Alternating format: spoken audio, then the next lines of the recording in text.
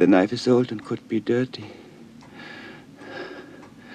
It could give you blood poisoning. Please, let me do it.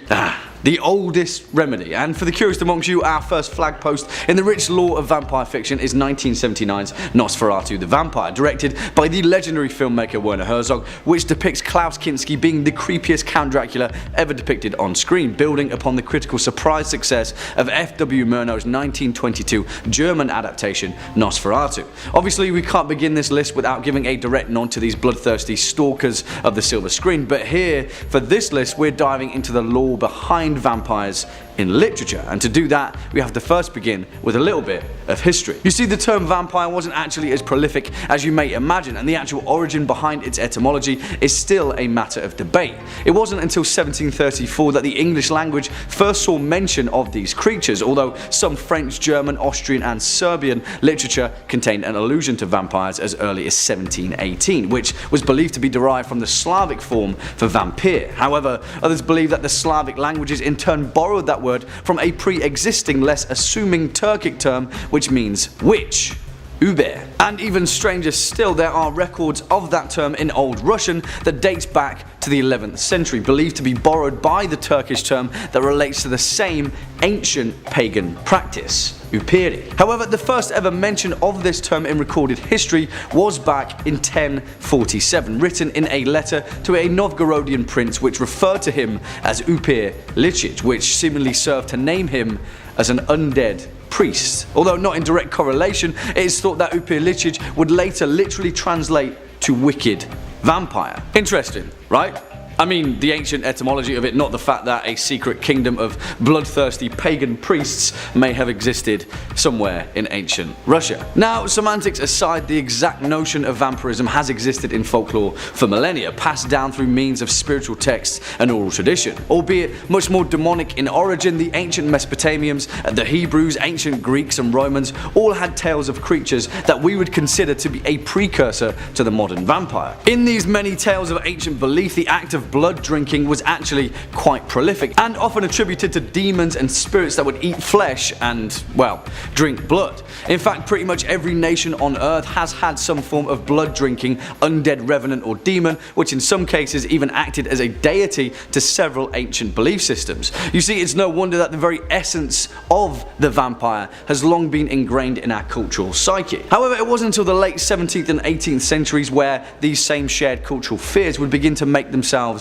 apparent, shall we say. The very tales that form the basis of the vampire legend that would later go on to form the literature behind vampirism first entered into historical record in 1672 with the case of Yuri Grando, a peasant that had died 6 years previous but had seemingly arisen from his grave to drink the blood of local villagers in Istria, which is now modern Croatia. After the strange case of Yuri Grando, Eastern Europe saw a frenzy of these same vampire sightings, the most famous being that of Petar Blavogovic and Arnold Paul, both of which were Serbian peasants, a potential explanation for the Proto-Slavic origin of the term vampire. Now, the actual means of the sociological phenomena behind these historical events, if any, are a matter for a different video, because the point is, it injected a shared cultural belief that would quickly form the basis of one of the most important and impactful conventions in horror fiction: vampires. Because in 1748, during a time where these alleged vampire attacks were still happening across Eastern Europe, a German man named Heinrich August Ossenfelder manifested that very same zeitgeist and produced a poem simply titled The Vampire. The Vampire. An incredibly short poem which is written from the perspective of a mysterious man presented as a jilted and aggressive seducer that lusts for a respectable and pious Christian girl who is protected by her mother. In it, the term vampire is only addressed twice, with, as in Vampires Unmortal, folk on the Theses portal, and in Till I myself avenging to a vampire's health, a drinking him toast impale Tokay. Although the poem itself is a direct metaphor for the desecration of religious faith, it goes on to directly describe breaking through the girl's bedroom window and sucking her blood. Where have we heard that one before, right? And in fact, the stark eroticism of Ossenfelder's poem would go on to influence many other pieces of vampire literature that followed it. Several decades later, in 1773, another German poet, a man named Gottfried August Berger, would produce a poem titled Lenore, an incredibly important landmark in literature and a vital entry into the Gothic ballads, but a poem that never exactly used the term vampire. Instead, it was responsible for creating another key theme that would later appear in vampire literature: immortality, or in this case, undeath, the ability for vampires to rise from their graves in the darkness of midnight, enter the homes of their victims or loved ones, and then carry them away into the night. After the widespread publication of Lenore, the Gothic ideal of the vampire was well and truly afoot, and the following few decades produced several similar pieces of literature, such as The Bride of Corinth, Therbala the Destroyer, Percy Shelley's The Spectral Horseman, as well as Samuel Taylor Coleridge's famously unfinished ballad, Christabel. However, it wasn't until the year 1819 where vampire literature really began to become solidified, when a man named John Polidori created the first prose piece of vampire fiction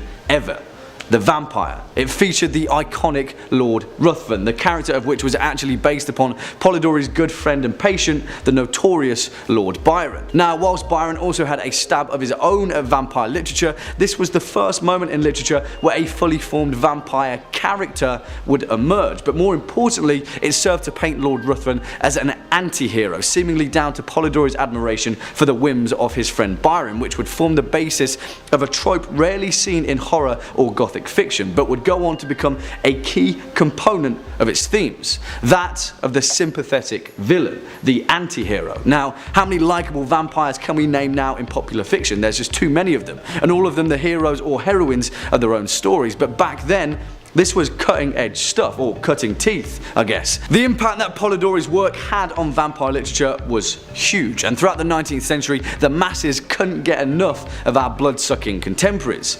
In fact, one of the most impactful methods of disseminating fiction in the mid-19th century were the classic Victorian-era Gothic pulp pieces, penny dreadful. Short, easily distributed pamphlets that gave rise to the essence of serialized horror, returning characters that formed their own anthologies, a visual tapestry that I'm sure we're all familiar with. Well, from 1845 to 1847, the second most popular vampire since Lord Ruthven snarled onto the scene: Varney the Vampire, a character created by James Rymer and Thomas Peckett Prest that successfully managed to encapsulate all of the same vampiric themes laid out before him, and thus gave rise to the popular depictions of the vampire: long cloaks, high collars, drinking blood, coffins. But there was another story that paved the way for vampire literature before we address the very evident elephant left in the room that we haven't yet talked about. A lesser known addition into the Gothic canon of vampirism, but one that is without a doubt even more important than Varney the Vampire. And that was with Sheridan Le Fanu's 1871 novella Carmilla.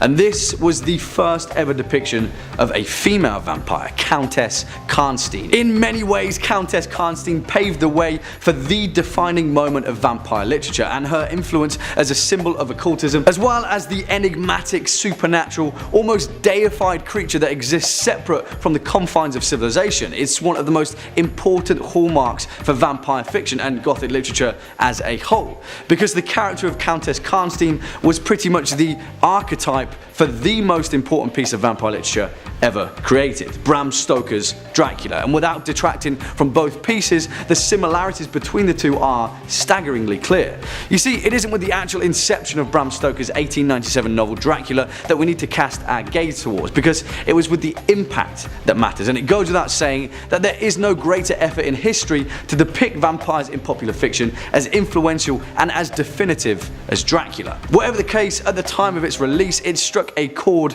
across Victorian Europe, perhaps stirring up an ancient shared cultural fear that had long lingered within us all. Vampires in literature are the amalgamation of many things, a collection of one convention here and another there, but the point of them remains the same. They are both a blessing and a curse. They're what we want to be and what we want to defeat. And Bram Stoker's Dracula was the compendium behind that very specific horror. Coming in at number 5, we have 30 Days of Night. This is perhaps one of my favourite vampire movies, not just on our list, but in general. controversial opinion. 30 Days of Night is a 2007 horror film based on the comic book miniseries of the same name. The film is directed by David Slade and stars Josh Hartnett and my favourite, Melissa George. The story focuses on an Alaskan town beset by vampires as it enters into a 30-day-long period of polar night. Now, as much as I enjoyed this movie, it did polarize critics, with it currently holding a 51% approval rating, which is the lowest we have on our entire list, sad times. The general consensus reads, while 30 Days of Night offers a few thrills, it ultimately succumbs to erratic execution. However, I disagree, and believe this film to be incredibly claustrophobic and a non-stop anxiety attack from start to finish. Not to mention, I used to live in Alaska, and the winter months can be incredibly dark and isolating,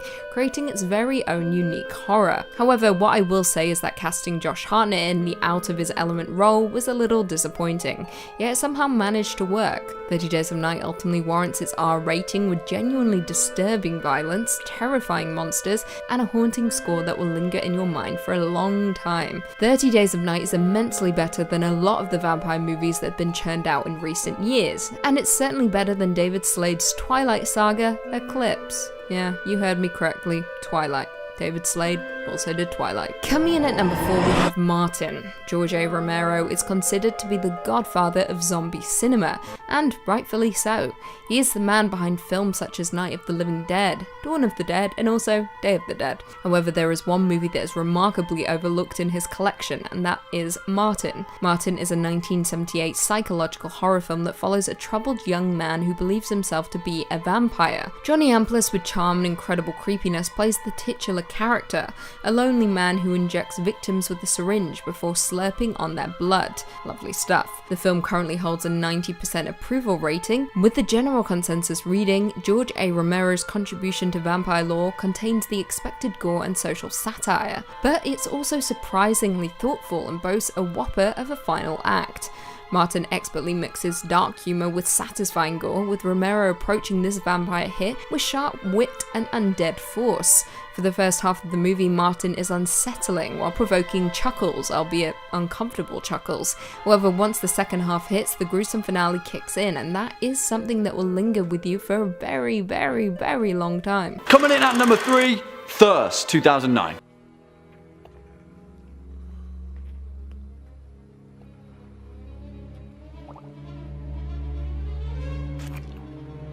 And again, you may be sensing a bit of a pattern here, because much like with our previous two entries, 2009's Korean horror flick Thirst isn't at all a conventional vampire horror, but instead a frightfully original portrayal of vampirism that uses the immortal affliction to allude to a much more human addiction. Saying that though, that's not to say that this film doesn't have its fair share of gut-wrenching gore and all the bright bursts of blood that you'd expect a vampire horror to carry, because it does, and it delivers it in spades in the typical Korean horror cinema fashion. Written and directed by Park Chan-wook, the man responsible for the incredible 2003 thriller Old Boy, Thirst has all the trials and trappings that we've come to expect with modern vampire cinema, and yet still manages to execute them in a frightfully original manner. It tells the tale of Sang-hyun, a Catholic priest renowned as a good noble man in his small town parish. Despite his unwavering faith though, he is afflicted by a deep insatiable sadness and a loneliness that he cannot fill, and so volunteers to participate in a medical experiment to find a vaccine for the deadly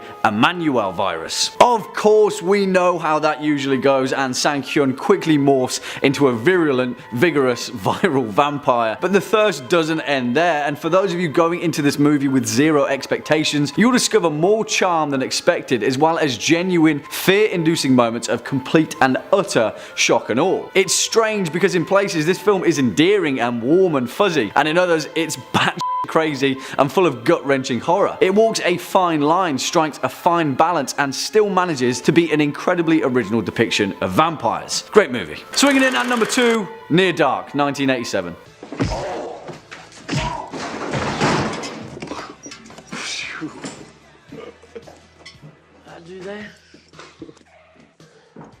And now, listen. Guys, I get it. The vast majority of you absolutely loved 1987's Near Dark and often ranked it as #1 on your list of scariest vampire movies of all time. And yeah, I agree with you because Near Dark is an incredibly entertaining horror experience, and in my eyes it's a more horror palatable version of The Lost Boys, although Near Dark is often forgotten in the shadow of The Lost Boys' success. Not to take anything away from The Lost Boys because it is awesome. The thing is though, both of these films are very much a product of their time, and when it comes to late 80s nostalgia, the horror experience was often mired in fragments of genre. A little action thriller here, a little dark comedy there, and as is the case of Near Dark, a little bit of neo-western horror gore, which sounds strange, but hey, it works. Nevertheless, I hear you and consider this #2 spot a worthy fan placement that all you horror fanatics have made happen. Good job, guys. Near Dark, directed by Catherine Bigelow and also written by herself and Eric Red, tells the tale of a group of nomadic American vampires roaming the small rural towns of Midwestern America. Despite having a relatively unknown cast at the time, more importantly, Near Dark has Bill Paxton in one of his most well-delivered roles in horror history as he plays Severin, an immortal vampire with a gutter mouth and a thirst for bar brawling. It also stars Lance Henriksen as the wizened, grizzled leader of their merry band of vampires, and shows the lengths that immortal, bloodthirsty murderers will go to stay alive on the open road. It's essentially Roadhouse meets The Lost Boys, and because of that, it's awesome. And finally, coming in at our #1 spot, Salem's Lot, 1979.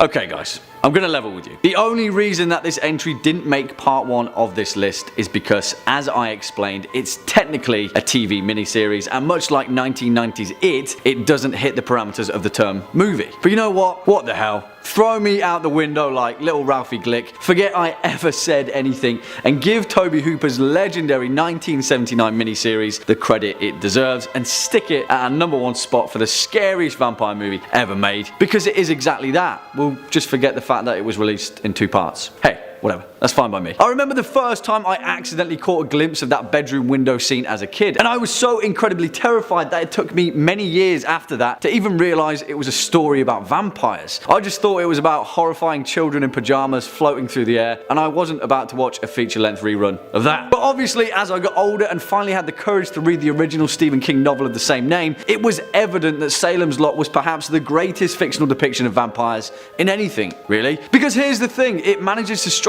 an incredibly delicate balance, and it's a balance Stephen King intended that Tobe Hooper also managed to capture in the TV miniseries. It gives all the credit to the horror forefathers that predate it. The classic image of Barlow being shipped in a steel crate by his familiar Straker, teeth, pale skin, blood-sucking Dracula, the whole 9 yards. But somehow it manages to maintain itself as an entirely original creation of horror. There's nothing quite like the vampires of Salem's Lot. They're familiar, but they're also strange and remote, and entirely different creation. We don't need to talk about how good Tobe Hooper's 1979 version of Salem's Lot is. Just watch it, it's horror mastery. And I hate to sound like a blackguard, but they don't make them like that anymore, do they? Coming in at #5, we've got The Master. You know, this guy came damn close to ending the world through vampirism. Hell, he basically infected all of New York with his strain. The Master comes from the series of books turned TV show The Strain, penned by Guillermo del Toro and Chuck Hogan.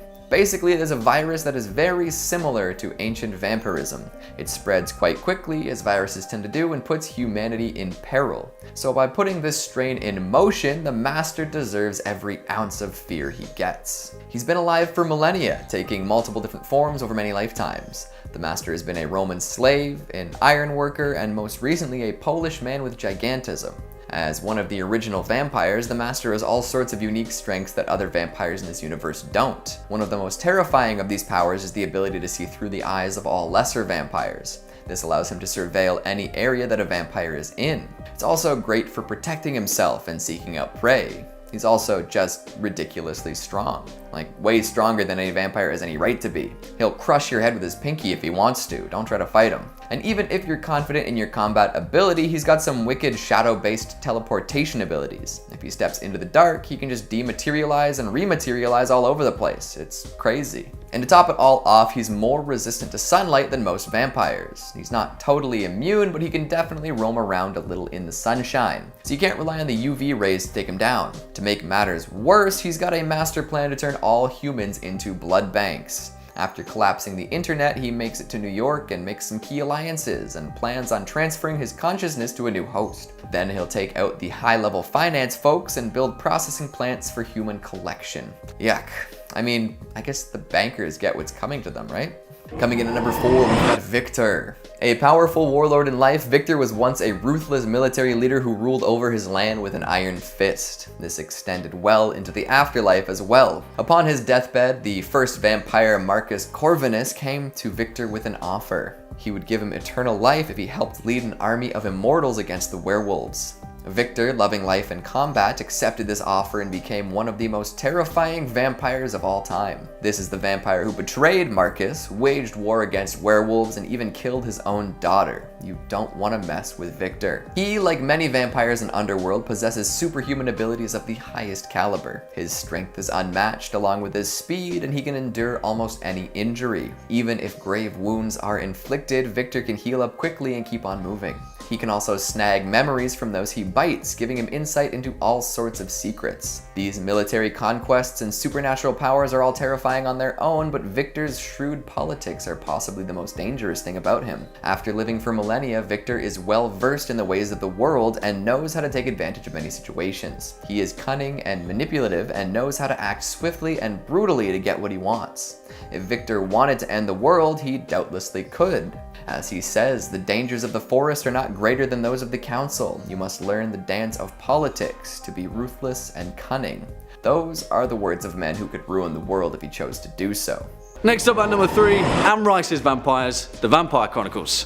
And I hear you guys, I know a lot of you called for these particular bloodsuckers to make an appearance, and whilst we held off a little down to their overwhelming popularity, shall we say, there's no denying the fact that Anne Rice's vampires are considered a staple of the genre for a reason, because they're really good. That's the truth of it. They're everything we want from vampires. Ancient creatures, a rich, complex mythology that spans the entirety of human history, supernatural creatures with incomprehensible power, and you know, they're also pretty attractive. Unless you get trapped beneath the sands of ancient Egypt for a few thousand years, but that's by the by. They scrub up pretty well. And there is perhaps no other vampire in the series that scrubs up better than Lestat de Liancourt, given the fact that the man survived off of swamp lizards and rats for several decades, and still managed to come off smelling like roses. But although Lestat is indeed a symbol of the ancient gluttony of vampirism, the real ancient terror lies in the deep interwoven history of Anne Rice's vampires. As first mentioned in Rice's 1985 novel The Vampire Lestat, and later elaborated on in her 1988 novel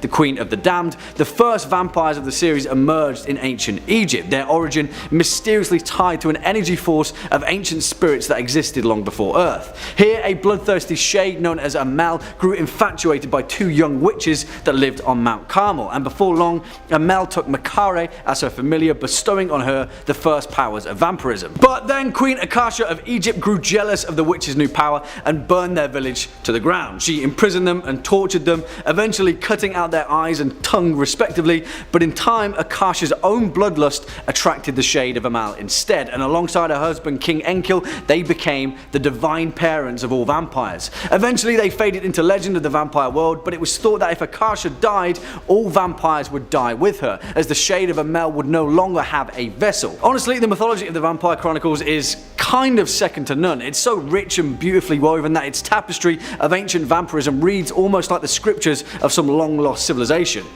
Let's hope not. That's food for thought. Coming in at number 2, the Strigoi, the Strain. Because whilst the ancient immortality of an entire civilization of vampires is terrifying enough, what's even more terrifying are those ancient vampires conducting an unnatural war on a global scale, perpetuated by a deadly strain of a vampiric virus, orchestrated by the malintent of an ancient rogue vampire known only as the Master, who is pretty much Vampire Hitler.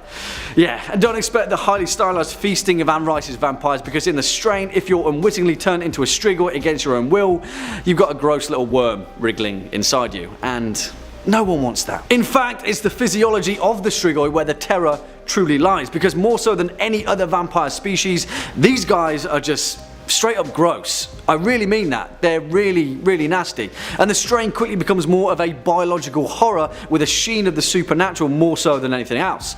And yet, whilst the machinations of the Master and his takeover of an order of ancient vampires is need for concern, seriously, all you need to do is witness a mature Strigoi and you can fill in the gaps for yourself. Put it this way, as explained by the legendary Guillermo del Toro, the creator of the series, alongside Chuck Hogan, the Strigoi are more akin to the Aswang of Filipino folklore, and if you know anything about those horrifying creations, you'll pretty much get the picture very quickly. After being affected by the capillary worm, the human host genes are rapidly manipulated, causing the victim to undergo numerous radical physical changes. The most distinct of these is the development of a long, retractable probe-like appendage referred to as a stinger that acts as the new vampire's feeding and reproduction mechanism. It shoots forth to latch onto a victim, draining its blood and then infecting the human with more gross capillary worms. And yeah, that's pretty much the end of it all. As the cycle continues, the Strigoi lose all physical traits that are obsolete to its new life cycle. They shed hair and fingernails, their nose and ears fall off, the skin becomes as smooth and featureless as marble, their middle finger grows elongated and a single sharp talon protrudes out.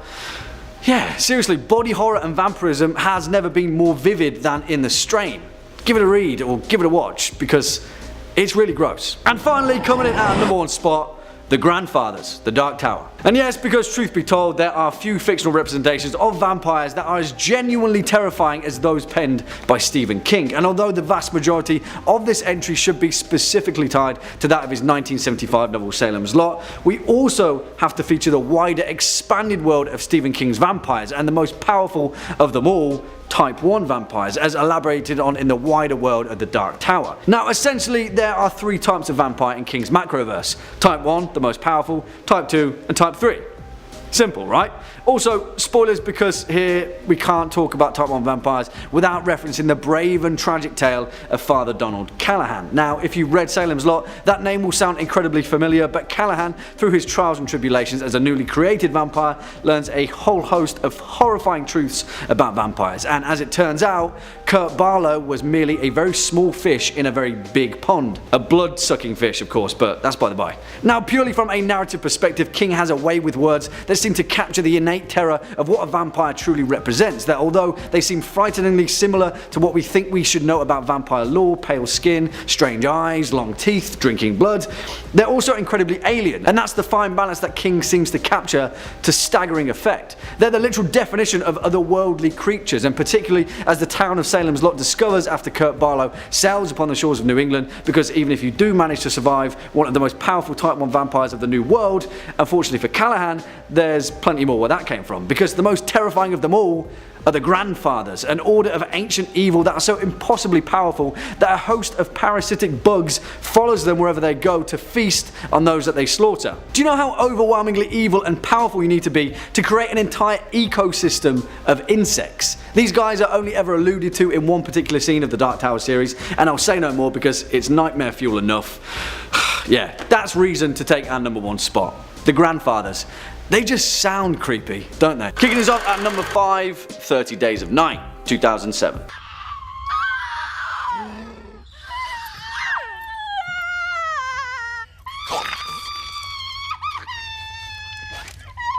And to be honest with you guys, I still can't understand the lack of critical acclaim that this film received, because in my book it's one of the most faithful adaptations of vampire fiction that I've ever seen. The thing that makes 30 Days of Night so endearing, without mentioning its stellar cast and performance, is that the villainous vampires in the film are so captivatingly original. They're bestial and primal in ways that horror cinema has rarely ever captured. Based on the comic book miniseries of the same name, written by Steve Niles and directed by David Slade, 30 Days of Night focuses on the small town of Barrow, Alaska, as it enters its 30-day long polar night, and it just so happens that a band of ancient vampires turn up on a ghost ship ready for an interruption-free, all-you-can-eat buffet. Josh Hartnett as Sheriff Eben Olsen absolutely knocks this film out of the park, as well as supporting roles from Melissa George, Ben Foster and Mark Boone Jr. 30 Days of Night is violent in all the right places, suspenseful in just the right amount, and a fitting tribute to the devices that make vampire fiction so damn awesome. Coming in at number 4, A Girl Walks Home Alone at Night, 2014.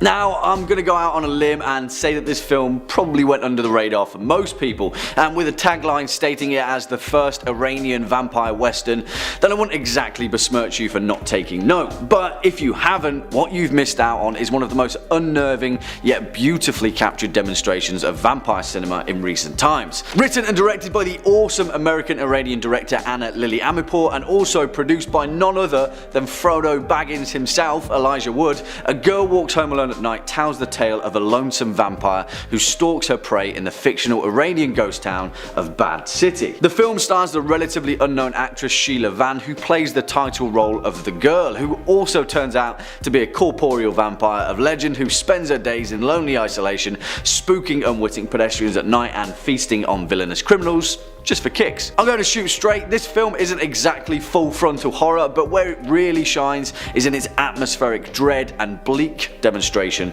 of the human condition.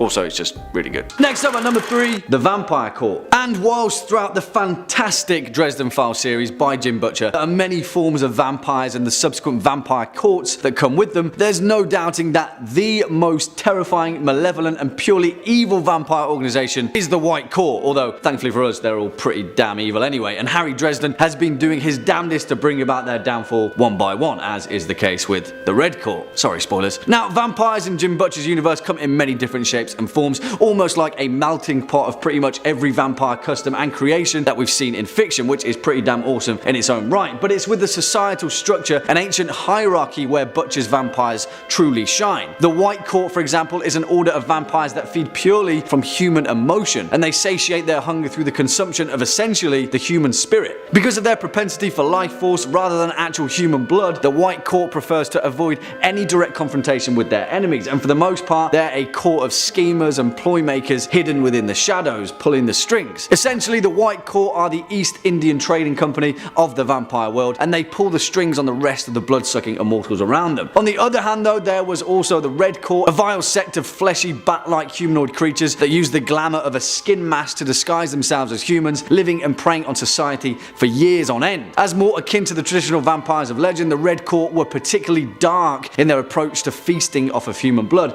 and operated mainly in Central and South America, where they reared entire villages of humans like cattle to feed upon. Then there's the Black Court, a diminished sect of vampires who were essentially born from the stereotypical Dracula of legend, but were hunted and eventually destroyed thanks to Bram Stoker's novel, which in Butcher's universe was published as a how-to guide for the layman to hunt down and kill vampires. Don't you just love the Dresden Files? Swinging in at number 2, The Vampiri. We cannot make this list without laying down Brian Lumley's incredible Necroscope series, and I'm fully aware that many of you Top 5 Scary viewers are particular fans of his resounding horror series. The thing is though, Lumley completely shook up the concept of what makes a vampire so fervently that in some cases it's hard to tell where monster of folklore legend begins and alien parasitic monstrosity ends. And believe me, don't worry, I say that as a good thing, not a bad thing. In Lumley's Necroscope series, first written in 1986, gone are the classic interpretations of the vampire legend, and instead, Lumley's vampires are a leech-like parasite from an ancient world deep in the cosmos. Through a painful and grotesque process, these alien leeches attach to their host and begin a symbiotic life cycle that grants them their immortality of legend, as well as many other devious superhuman machinations. What makes Lumley's Vampiri so awesome though is that they're essentially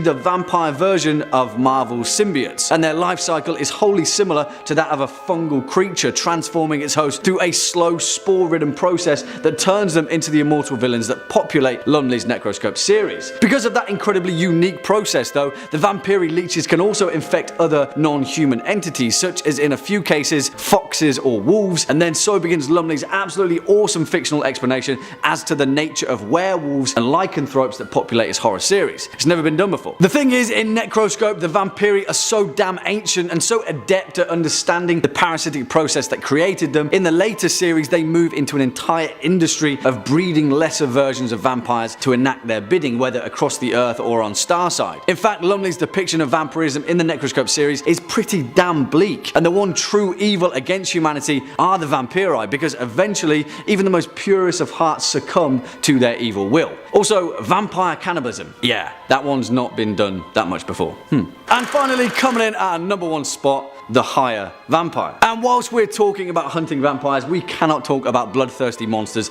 in literature without taking note on the resounding works of Andrzej Sapkowski with The Witcher saga that rightfully deserves its place at our #1 spot. Now, in my opinion, Sapkowski's depiction is the most complete, compelling and intriguing creation of vampires in horror, in the whole of literature. And I know that's pretty damn hyperbolic, but really, if you read his work or played any of CD Projekt Red's fantastic video game series, you'll know exactly the impact that vampires have on this world. And I say world because the most intriguing notion of vampires in the Witcher saga is that, not unlike Lumley's Necroscope series, these ancient entities are from another planet entirely. Well, not exactly another planet, so to speak, but another dimension, another sphere. Now, I'll try not to spoil anything, but to be fair, speaking about the conjunction of the spheres isn't exactly giving anything away. In Sapkowski's world, vampires aren't created or turned or otherwise conjured into existence. They're born, just like humans are, and exist as corporeal beings who can manipulate their body at a molecular level in blood and matter just as easy as we can breathe. Over 1,000 years before the Witcher saga began, during the conjunction of the spheres, different realities where monsters and magical entities reside freely on their own plane collided and merged with our world, which eventually necessitated the need for the Order of the Wolf and the many witchers that came with it. As you know, someone had to try and keep a lid on all that chaotic magic going on, right? Cheers, Geralt. Honestly, I could speak about the Witcher saga all day, but as far as vampires are concerned, there is so much to feast on. The Bruxa, the Katakan, the Alp, grotesque mutagenic versions of vampires created from humans and the corporeal dimension beings that are absolutely terrifying. Regis, the awesome ancient vampire who's best friends forever with Geralt, the unseen elder, the list goes on and on. And if you're a fan of vampire fiction and are yet to delve into the works of the Witcher series, please consider this as a reminder, because as far as vampires are concerned, there's nothing else like it, and it's the best for a reason. Kicking off at #5, the Nosferatu, 30 Days of Night, which, yeah, has been a long time coming, really, and this is a 2 for the blood price of 1, because the fantastic 2007 movie starring Josh Hartnett is reason enough to check out this fictional portrayal of vampires, and I've no idea why that film gets so much hate, but it's awesome.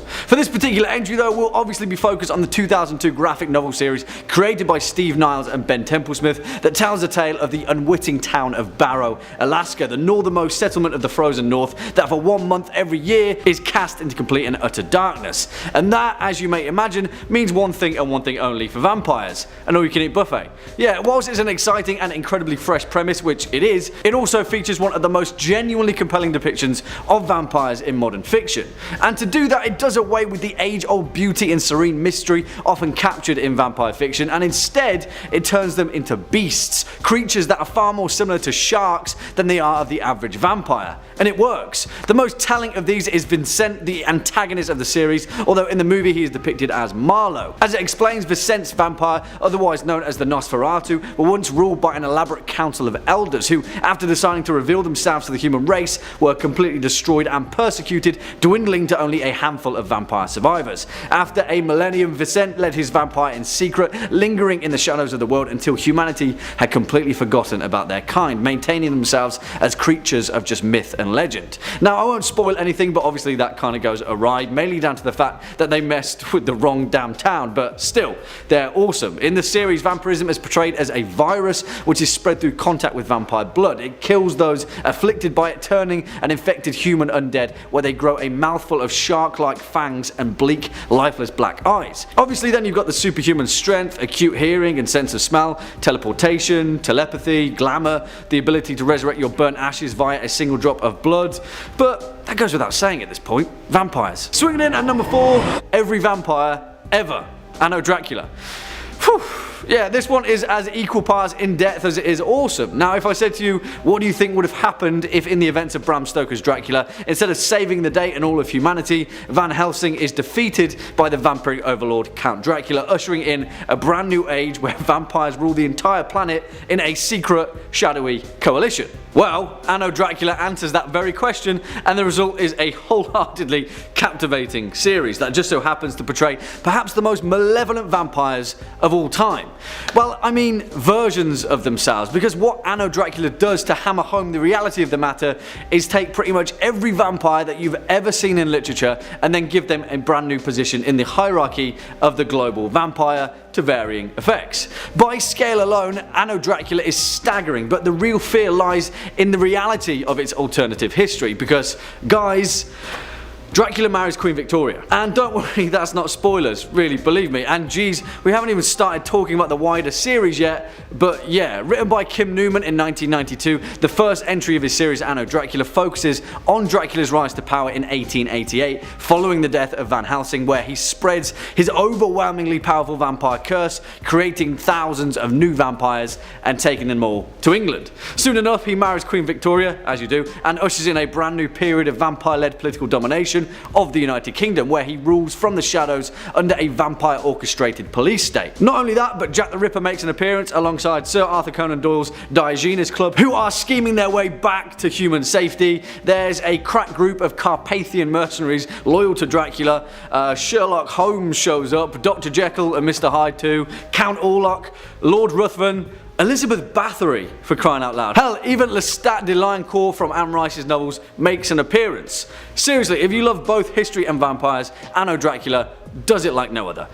And talking of Lestat, coming in at number 3, we have Cronus. From the legendary mind of Guillermo del Toro, we have Cronus, a 1993 Mexican horror film and also del Toro's first feature film. The plot concerns an antique dealer named Jesus Gris, who stumbles across Cronus, a 400-year-old scarab that, when it latches onto him, grants him youth and eternal life, but also a thirst for blood. As Jesus enjoys his newfound vitality, he's unaware that a dying old man, Dieta de la Guardia, has sent his nephew Angel to find the scarab and bring it back to him, but Jesus will not give immortality up easily, even risking the life of his orphan granddaughter.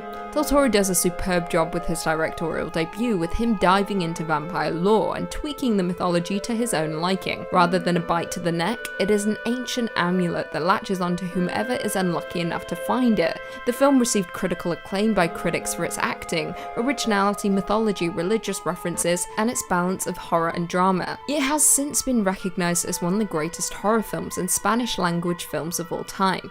As of right now, it holds a 90% approval rating, with the general consensus reading, Guillermo del Toro's unique feature debut was not only gory and stylish, but also charming and intelligent. Cronus has some incredibly disturbing moments, including a scene where a mouth that has been sewn shut is opened without any assistance. Yeah, you can see where I'm going with this.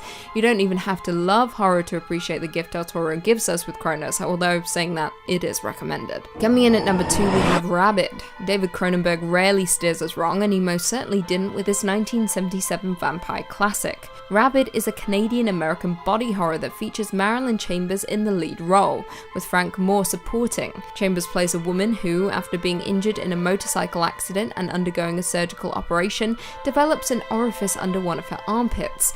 The orifice hides a phallic stinger that she uses to feed on people's blood. Those she feeds upon become infected. The bite spreads the disease and they cause massive chaos, starting in the Quebec countryside and ending up in Montreal. Now, Cronenberg's most hailed work includes movies such as The Brood, Videodrome, The Fly, and Dead Ringers. However, Rabid seems to have gone under the radar for a lot of people, and that's a damn shame. This is Cronenberg's second feature film and exists within his canon as a telltale exhibition of his raw talents, with him inflicting absolutely horrific horrors on the human body. As of right now, Rabid currently holds a 73% approval rating, with the general consensus reading, revolting, yes, but still an intelligent predecessor to some more moronic efforts in the same genre, as well as remains effectively squirmy, gruesome, and even prescient nearly 40 years after its release. And finally, coming in at number 1, we have Near Dark. Catherine Bigelow's dark horror western is a cult classic amongst movie lovers and definitely warrants a place on our list. Why?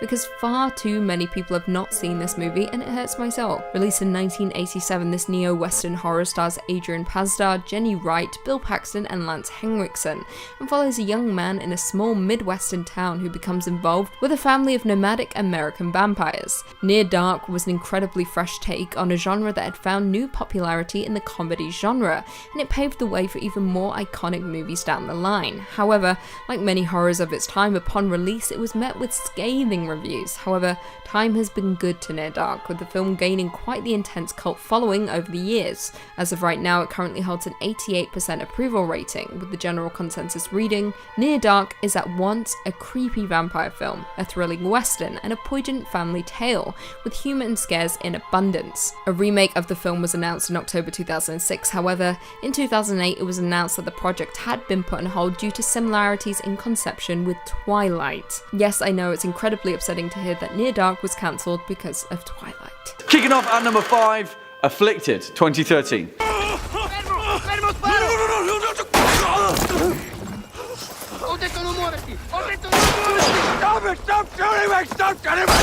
And you know what? This film is actually awesome, and you'll be pleasantly surprised that it's perhaps the best found footage vampire horror movie ever made. I mean, not like there are a lot of them anyway, maybe like 3. But nevertheless, Afflicted manages to take the otherwise worn out found footage genre, as well as the long-standing done-to-death vampire genre, and somehow still manage to create a wholeheartedly original and exhilarating horror experience. And on top of that, it's Canadian. Written and directed by Derek Lee and Cliff Prowse in their directorial feature film debut, Afflicted also stars the 2 filmmakers in their respective namesakes, as 2 best friends travelling the world filming a web series of their travels. It's quickly revealed that the trip is actually a bucket list, as Derek has a tragic genetic brain condition that could cause his death at any moment, and the trip is his last wish to spend time exploring the planet with his best friend. Of course though, as is the best laid plans of vampires and men, things often go awry, and Derek contracts a mysterious disease which of course turns out to be vampirism. Afflicted doesn't exactly take any precautions going into this horror onslaught, and although oftentimes the action can water down the genuinely fear-inducing moments, the one thing that carries through in this movie is its unstoppable energy. Start to finish, it's literally as if the life and undeath of vampirism is the very lifeblood of this film, coursing through its veins, seeking the next helpless horror fan to feast on. It's a strange mix of both new and old, but even stranger still, it actually works incredibly well. Next up at number 4, Only Lovers Left Alive, 2013. What is that? Oh, negative. That's delicious. Blood on a stick. Now, quite a few of you called for this film to appear on our next list, and rightfully so, because just like with Afflicted, it seems that 2013 was the year for surprisingly creative vampire horror that seemingly reignited the genre in a strange new way. It's important to note that Only Lovers Left Alive isn't a horror film in the conventional sense, or even in the traditional sense, because it relies on an entirely new perspective to fill the spaces of its horror. And yeah, who would have thought it? Vampire nihilism.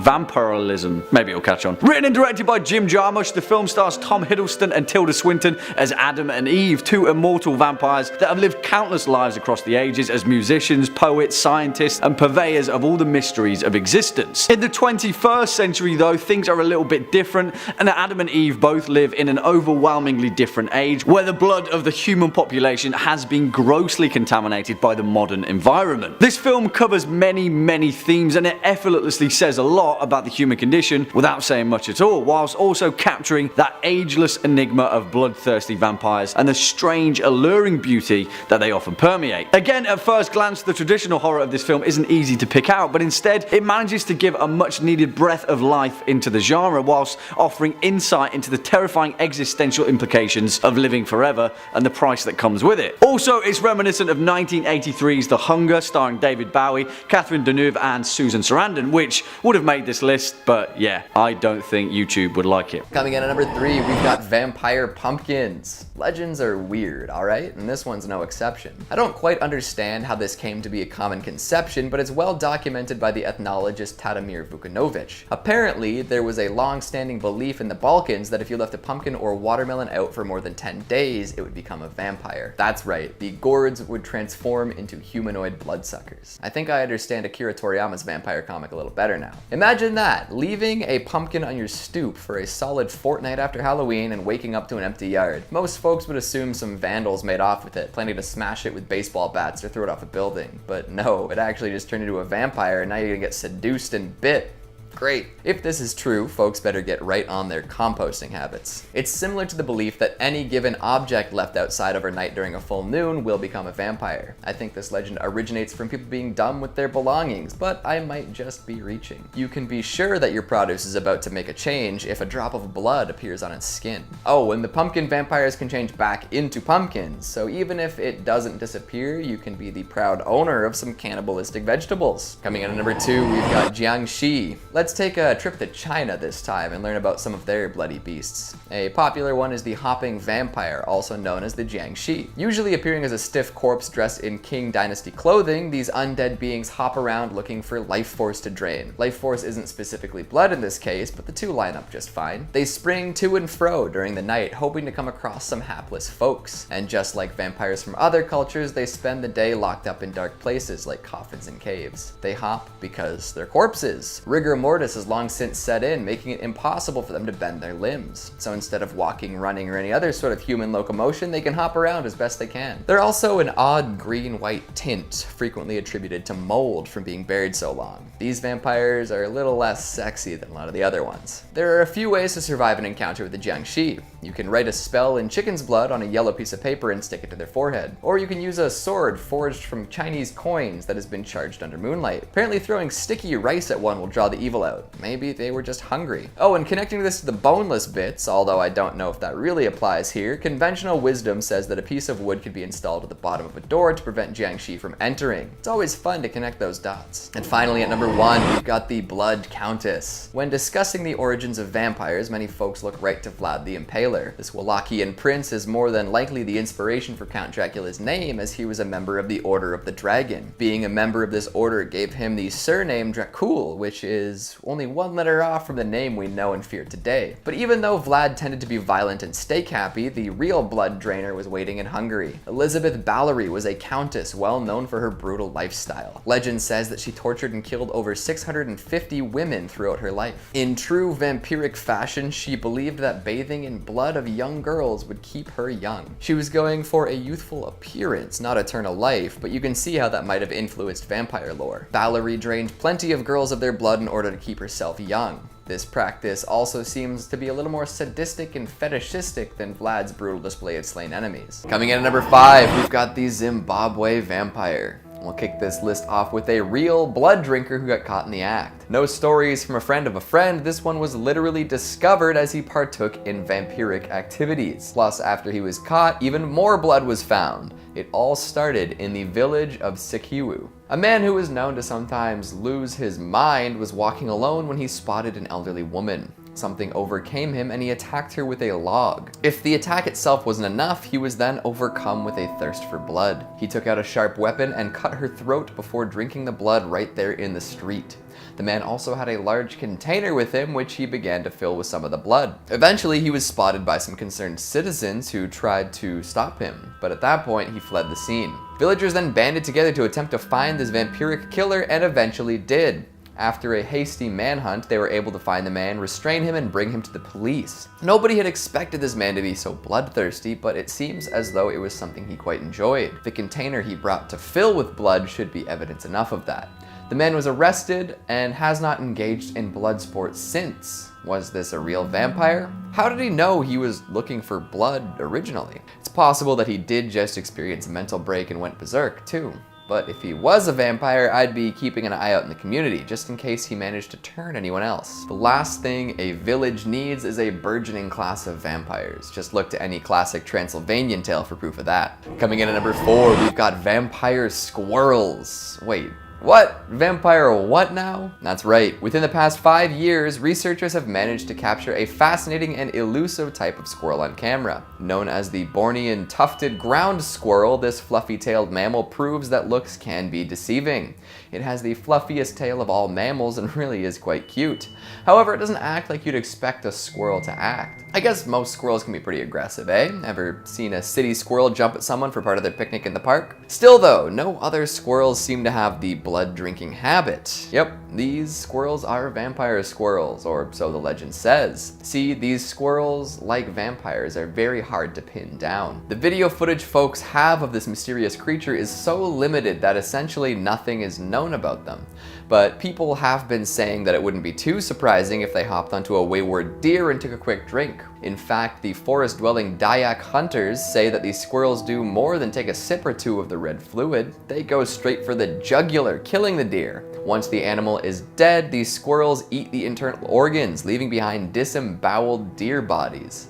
Imagine watching a squirrel take down an entire deer. Just incredible. Local folks claim that they've seen just that, but there's no reliable evidence to back these claims up. The squirrels live in the forests of Borneo, so if you don't want to get torn apart by any, maybe stick to Central Park. Although, New York squirrels might just be that aggressive. Coming in at number 3, we have Lestat. Lestat de Lioncourt had his first appearance in the 1976 novel Interview with the Vampire. This was the first book that would become The Vampire Chronicles. His full backstory was explored in The Vampire Lestat. He quickly became a fan favorite and numerous books and films have been created around this story. Lestat's personality is that of an aristocrat in the 18th century Paris. He is bold, enthusiastic, and defiant. He is an arrogant person who is considered conceited. The way he carries himself, you can tell he comes from a privileged upbringing. He is entitled due to the money he has. Even his vampire elders considered him to be the brat prince. Before he became a vampire, he was an actor. He loved the attention, but this was cut short when he was turned. He created a rock band called the Vampire Lestat with a group of humans in the 1980s. As a human, he was illiterate and struggled academically. After becoming a vampire, he learned to read in French and English, developing a love of literature. He even chose to write books as he pondered philosophical questions like, are his actions as a vampire good or bad? He was an in-depth and complicated character. He thinks differently to the rest of the coven, and they are not approving of his way of thinking. It seems that he doesn't agree with his actions, but they are still necessary for survival. Throughout his time, he turns a lot of mortals into vampires, but sees this as a mercy as it saves them from death. But many see this as a curse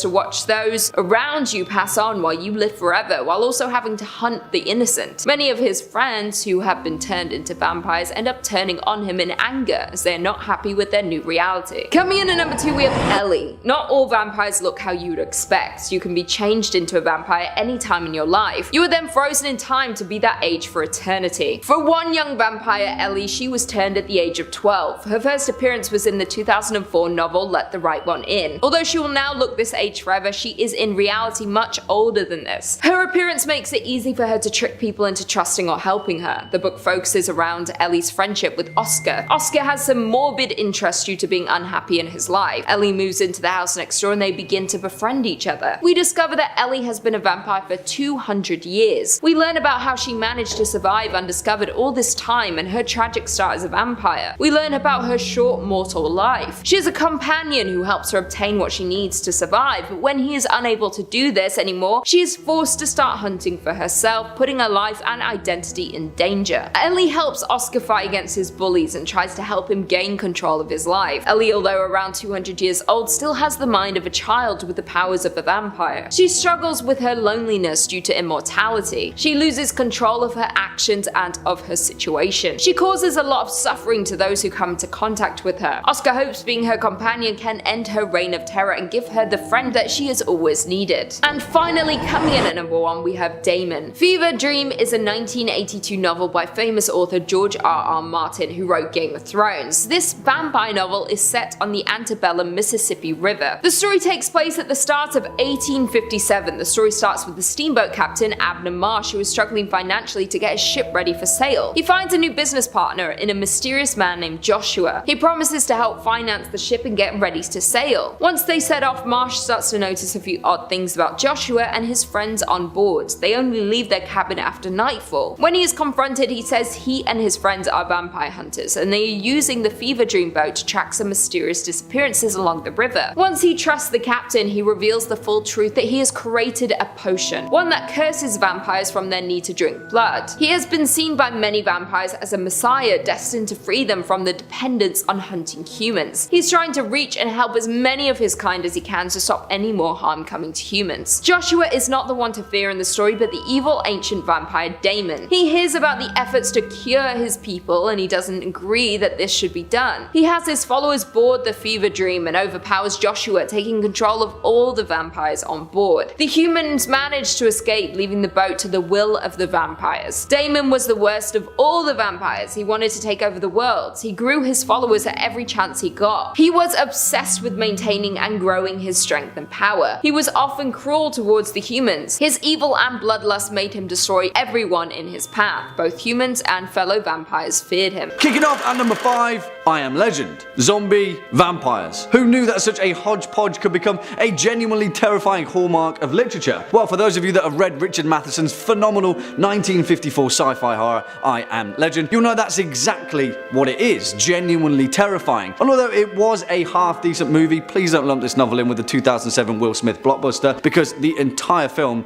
kind of missed the point. But hey, that's not why we are here, is it? Written by Richard Matheson, I Am Legend tells a tale of Robert Neville, a reluctant scientist and the sole survivor of a vile pandemic that has ravaged the planet, a blood plague that seemingly turns humans into vampires. Throughout the opening of the novel, it is alluded to that this plague was a result of a devastating war, and this plague was openly spread via mosquitoes kicked up in the subsequent debris of society, which, you know, is already a pretty terrifying notion, because that could happen. Now, I won't get into too much detail about the actual narrative because there is a lot to be enjoyed in this novel, and if you can get your hands on it, I'd highly recommend reading it. It's not too long at all, and Matheson paints a vividly bleak picture throughout. The reason that I Am Legend's zombie vampire plague-ridden carriers end up on this list though is because of Matheson's attention to scientific detail, and as Robert Neville scours the wasteland of Los Angeles, learning more about the swarms of fleshy, bloodthirsty rippers that roam the streets at night, we're gradually given a real sense of physicality as to the bleak, feral existence Matheson's vampires are subject to. And I won't even go into detail about the ending without fear of spoilers, but if you're partial to a bit of existentialism in vampire literature, then please read this novel because its ending is a whole different kettle of fish. It will make you think twice about vampire folklore and the legend that comes with it. I Am Legend. Swinging in at number 4, Fever Dream. Again, if you're in the mood for a fantastically written, relatively concise novel about terrifying vampires and the resounding implications that come with immortality, please read George R.R. Martin's fantastic 1982 novel, Fever Dream. And yes, that's correct, before George was weaving Westeros and creating perhaps the finest fantasy series ever written, he was also indulging himself on immortal vampires that commandeered a Mississippi riverboat in the mid-1800s. Yeah. Now, if I had to choose purely from a technical perspective, Fever Dream may actually be one of the most complete and compelling works of vampire fiction ever written. If you're a fan of Martin's prose, then you'll find exactly the same kind of verve and style here, and what it serves to do is wholeheartedly humanize his immortal vampires and turn them into a much more complex kind of monster. Like with most of Martin's work, there is no black and white here, but instead shades of grey, and as you may imagine, that's a pretty difficult thing to do with vampires. However, the reason it only makes its way in at number 4 though is that purely from a horror perspective, it's not entirely as terrifying as some of our other entries, but in terms of depth and complexity, Fever Dream is second to none. It tells the tale of Abner Marsh, a grizzled steamboat captain in the mid-1800s, who is down on his luck during a particularly bleak financial crisis, but is then contacted by a mysterious, soft-spoken aristocrat, a man named Joshua York, who promises to finance a brand new riverboat for Abner, an opulent vessel named Fever Dream. And whilst obviously yes, this novel is centered on vampires, I'll say no more because the way the immortal society of vampirism is woven into this novel is a beautiful thing to witness, and the subsequent opposing blood masters that are spawned from it is a concept rarely looked at in vampire fiction. 2 words: Vampire Jesus. Coming in at number 3, we've got Cars. That's right, folks, the Pillar Men are vampires. They drink blood, sunlight hurts them, they can make more monsters like them, they're super ancient, they have superpowers, and now we're talking about JoJo's Bizarre Adventure on Top 5 Scary. Way to go, team. Of course, Cars is the most powerful of the Pillar Men. Just look at how Joseph had to deal with him in Battle Tendency. After learning that he is truly immortal and not even the sun can destroy him, JoJo literally fires him into space to freeze up and float around for the rest of eternity. That is a crazy powerful vampire. Like a lot of the other vampires on this list, Cars has superhuman strength, speed, and regeneration, but those powers are augmented by a connection to the world around him. He can sense all sorts of things that are invisible to the naked eye, changes in air pressure, tiny sounds off in the distances, rising temperatures, all seen by the all-seeing Cars. Plus, he's infused with the DNA of everything on Earth. He can evolve on the fly, always putting him ahead of the competition. Plus, he's got some wicked poses. Like, what other vampire can pull off so many model-esque looks? That's what I thought. Coming in at number 2, we've got Kane.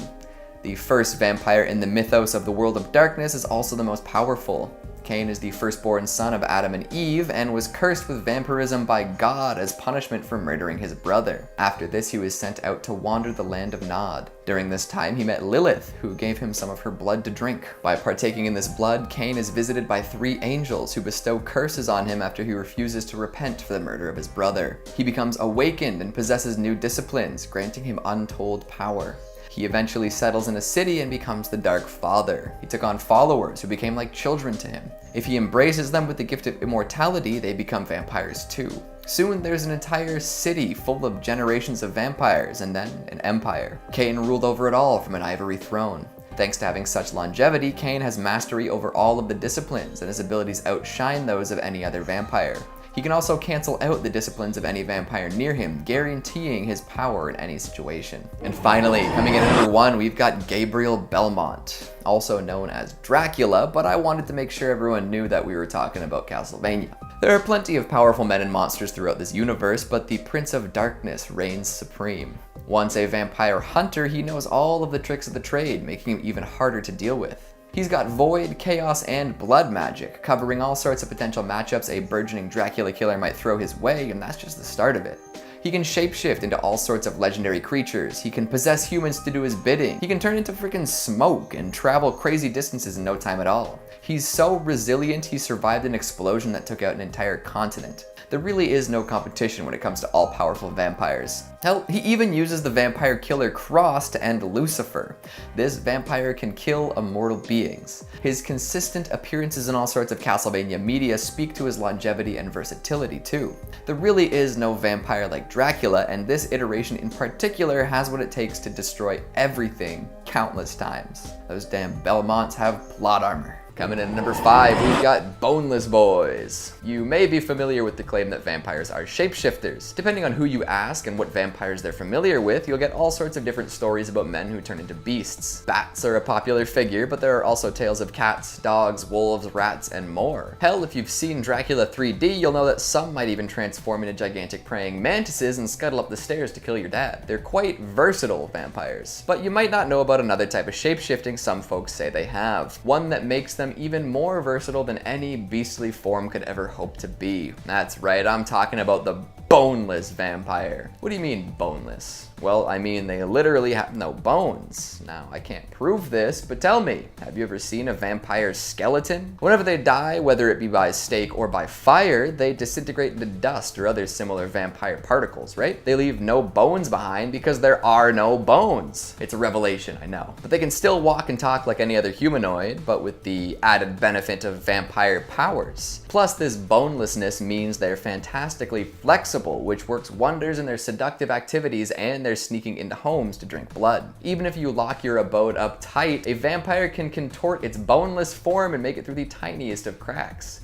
Keyholes? Not just for keys anymore. I bet you didn't expect me to lead with a legend like that now, did ya? Hopefully that sets the tone. Coming in at number 4, we've got the Sukuyan. A lot of folks look to European legends to find out about vampires, but they really do exist all around the world. By different names, sure, but they still suck blood and pass for people. One such fascinating bloodsucker is the Sukuyan from Jamaica. The creature takes on the form of a shriveled old lady by day. You might even see her at the market and offer her a helping hand. But if you knew what she did by moonlight, you'd take your helping hands elsewhere. A Sukuyan will shed her skin at night, becoming a blood-drinking fireball. This skinless apparition can then float around the community, drinking the blood of anyone unfortunate enough to become a target. After a long night of draining folks of their vital essences, the fireball returns home to its discarded skin. It can then don the loose organ like a suit and return to life as an old lady. With every use, the skin becomes more and more wrinkly, wear and tear and all that jazz. Usually the Sukuyan will do a pretty good job of hiding her skin after she's freed for the night because it's left pretty vulnerable. While flying around, nothing can really be done to protect the skin. So if you ever find some skin, do your best to mess with it. Some folks say that if you salt or pepper it, it'll cause her to experience extreme burning and itching upon return. Another thing you can do to combat a Sukuyan is scatter rice or salt on your doorstep. It won't protect anyone's blood, but it'll slow the monster down. Like so many other mythical demons, if it comes across a smattering of rice or salt, she'll be compelled to hunker down and count every last grain before leaving. This tends to take a while, leaving the beast exposed and distracted. Take that opportunity to beat her to death, or toss her in a vat of boiling oil.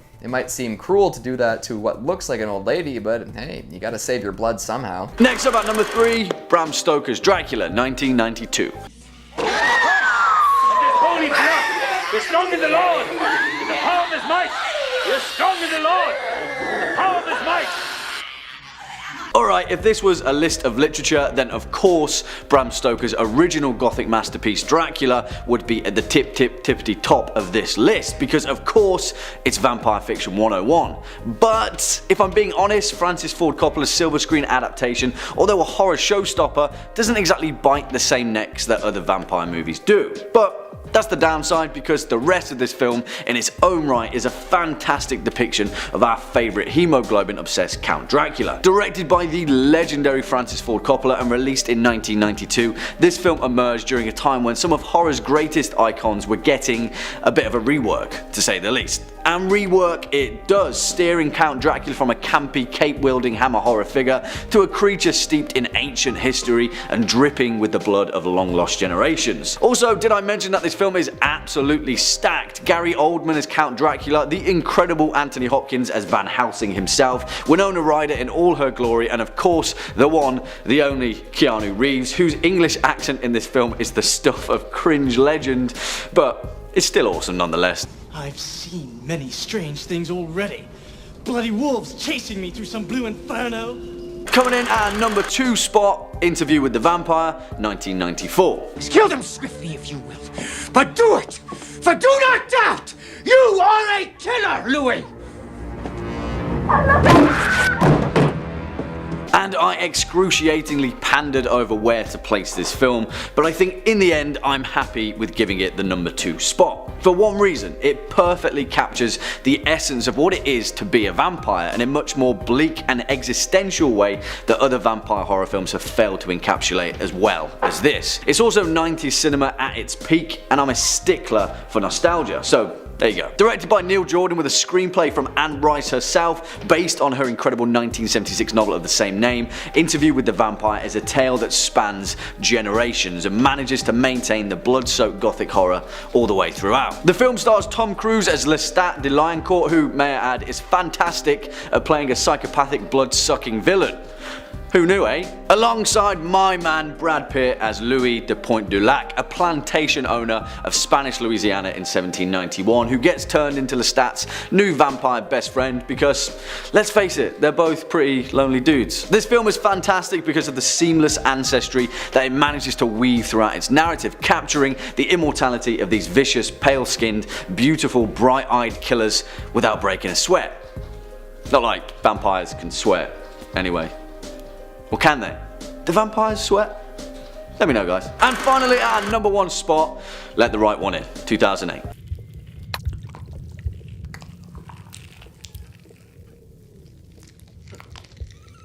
Nej! Du får komma in! Oh man, I'm just going to go out and say it. I adore this film. And please, please watch this first before the 2011 remake Let Me In, although I will give that the credit is due because the remake is still a decent horror film. But, and it's a big but, it is pretty much a shot-for-shot remake, and well, Let the Right One In is a near perfect movie, so it's difficult not to be good. Directed by Thomas Alfredson and written by John Lindqvist, based on his novel of the same name, Let the Right One In tells the tale of 2 kids in Stockholm, Sweden, Eli and Oscar, and, well, Eli is a vampire. This film is heartbreaking and terrifying all at the same time, and it tells the tale of 2 lonely children in the bleak Swedish midwinter without pulling any punches. Despite being a film about a legendary fantasy creature, Let the Right One In manages to capture the humanity of isolation. It's violent, it's drenched in blood, it's oftentimes shocking and bleak, but it's also charming, endearing and beautifully depicted, mainly down to the on-screen relationship of Kari Hedebrandt and Lena Lenderson, 2 child actors who colossusly step up to the plate and who together deliver one of the finest shared performances in horror cinema. Really guys, I cannot recommend this film enough. Let the Right One In is perhaps the finest modern vampire film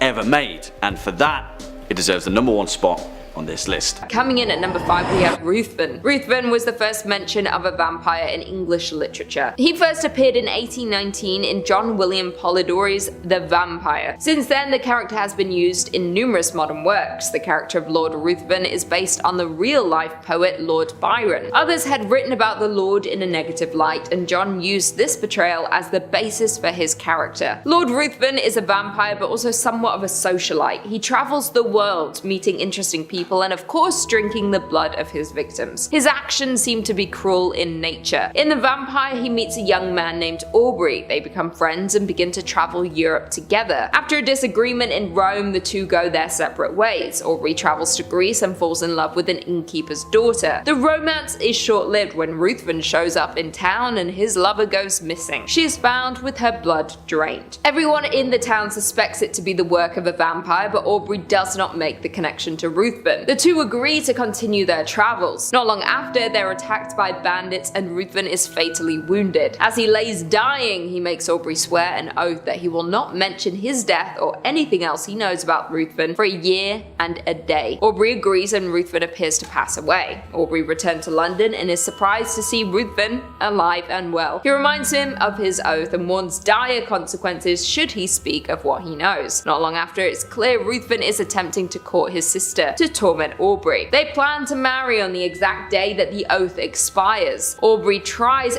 everything he can to attempt to warn his sister and save her from this monster. Although vampires have been expanded on and characteristics changed since then, the story has the classic character. He is alluring and uses this to trap his victims. Coming in at number 4, we have Carmilla. Carmilla, also known as Makala, was one of the first female vampires. The story of Carmilla was published in 1872. In the story, she is a female vampire who preys on young women. She finds her female victims, often stalks them for many years of their life before seducing them. In this book, she first meets her victim at the age of 6. She visits her in her nursery, laying down beside her and smiling. When the little girl Laura falls asleep, Carmilla disappears. Laura convinces herself this was a childhood dream, but she never forgets about the girl she met in her room when she was young. The story forwards to when Laura is a teenager. A girl in the village suddenly passes away under suspicious circumstances. The town general goes to investigate exactly what happened. While he is away, Laura and her dad come across an overturned stagecoach. A mother and her daughter, who is Carmilla, were in an accident. With her mother being in a hurry to get to her destination, she leaves Carmilla in the care of Laura's father. Laura and Carmilla recognize each other from all those years ago. Although they don't understand it, they begin to form a friendship with one another. Laura begins to have nightmares, and soon after she becomes ill. Her health gets worse and the nightmares get more intense. She is taken to the doctor and her father comes up with a plan to help her recover. They go to the old town ruins for a picnic. The town general runs into them as they arrive and tells them of the vampire who is draining the blood of young girls as they sleep. Carmilla arrives at the ruined village when she is instantly recognized by the general. He attacks her, but she gets away. She disappears, and just like that, Laura's dreams come to an end. The townspeople confront Carmilla at her tomb and end her reign of terror over the people of the town. Carmilla is the original prototype for a legion of female vampires. Coming in at number 3, we've got the Vampire of Buckinghamshire. Vampires have been terrifying forever, and this sighting is proof of that.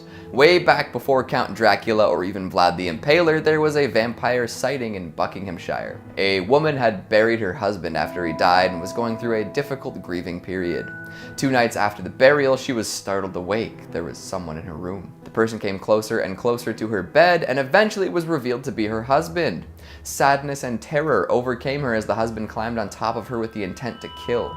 He put all of his weight on her and she nearly suffocated, but somehow she survived. The next day, she petitioned her friends to keep watch as she slept. The husband returned but was scared off by the folks standing guard. After this, the vampire husband was seen all over town, attacking people for seemingly no reason, but nobody seemed to be able to pin him down. The townspeople asked the church for help and the archdeacon wrote to the bishop. His advice? Dig up the body and burn it. The archdeacon wasn't too happy with this strategy as he thought it was disrespectful to the man's soul. So instead he had the bishop write a letter of absolution for the man and then pinned it to the vampire's chest. Somehow this worked. The vampire was no longer seen around town. But you have to wonder what brought him back in the first place. Coming in at number 2, we've got the Carter brothers. New Orleans is rich with occult history, so of course there are some wicked vampire tales to tell. Back in the 1930s, there were 2 brothers living in the French Quarter. John and Wayne Carter had regular jobs and kept to themselves. They didn't bother anyone and they didn't cause any trouble. Well, at least that's how it seemed. To everyone's surprise and terror, a young woman came to the police in hysterics. She had just escaped from the Carter brothers' apartment. They had been holding her captive and drinking her blood for weeks. The police took this very seriously and raided the apartment. What they found would make anyone sick to the stomach. Inside were 4 more girls, all covered in wounds meant to siphon blood for consumption. After freeing the prisoners, the police attempted to arrest the Carter brothers. When they found the vampiric siblings, an insane fight ensued. Apparently, it took 8 men to restrain the 2 brothers. They had been possessed by some otherworldly strength, likely that belonging to vampires. In the investigation that followed, it was discovered that the brothers had kidnapped and killed over 14 victims. That's a fair bit of blood for 2 brothers who seemed to be a couple of average guys. They were tried, found guilty, and executed, but the story doesn't end there. Years down the line, another Carter died and was to be put in the family tomb. When the vault was opened up, the bodies of the brothers were gone. See, that's why you gotta burn the vampires. Burying them is just inviting disaster. Ever since then, many people have claimed to see the 2 brothers skulking about New Orleans. So add that to your list of paranormal experiences in the city. Be careful when you check it off though. If you see them, they probably see you too. And coming in at number 1, we've got a CCTV scare. We mentioned earlier that vampires don't get picked up on camera, right? Well, they don't have much of a reflection either, which is why this video is so confusing. Check it out. No, look, just keep watching. It's crazy. Wait, I know. What? I know. Like, how is that? I don't know. The man in black walks right by the gigantic mirror that we just saw reflect someone else, and there's no reflection, but he's still picked up on CCTV. How does that work? What's going on here? You have to wonder why a vampire would be shopping at a retail store during the day, too. There are so many things to consider here, but very few satisfying answers. It makes you think about all the times you might have walked right by a vampire and not even known it. I suppose I have to admit something after this clip. This vampire was not spotted at 3 a.m. I know, false advertising in the lot, but the footage was too interesting to give up. The rest of the vampires are eyewitness accounts, you know, because vampires. But this one seems to defy logic and follow it at the same time. Is it just a cool camera trick? Maybe a glitch in the matrix? Tell me how you think this happened.